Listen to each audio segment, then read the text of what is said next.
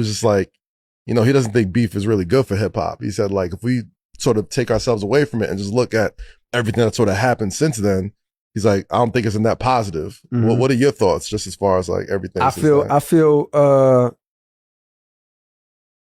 feel unqualified to even.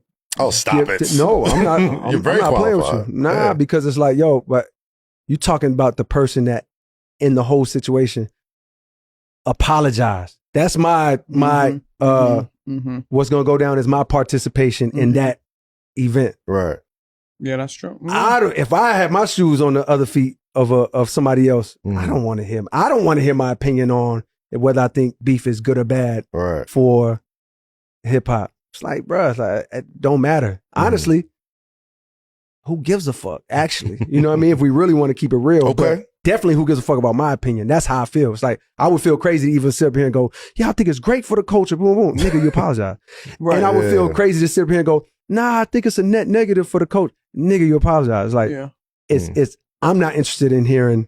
I'm not interested in giving that to the world, and I doubt they interested in hearing it. You know what I mean? Okay, no, I can respect that. Such a good answer. I can respect that. I mean, listen, I feel like as a fan, it first happened, and when you backed out, and people were seeing all the crazy stuff being said about each other, a lot of people respected your foresight to just be like, you know what, I'm gonna fall back from this. This doesn't seem like it sits right with my spirit. And even, you know, I saw, you know, you talk on the desk as well, and you mentioned sort of like the process you went through with your wife and everybody before that apology took place, man. And you know, it's just, I don't know. I feel like you're not giving yourself enough credit. I think people do want to kind of hear where you stand off, and because you had that foresight to be like, this doesn't sit right with me. Yeah, but that's all I can speak on. I can only speak on how I felt at the time, and it wasn't foresight in the sense of like I knew anything that was happening. I just knew how I felt. It wasn't foresight. It was hindsight, if anything. Okay. It was like, oh God, I can just feel how I feel.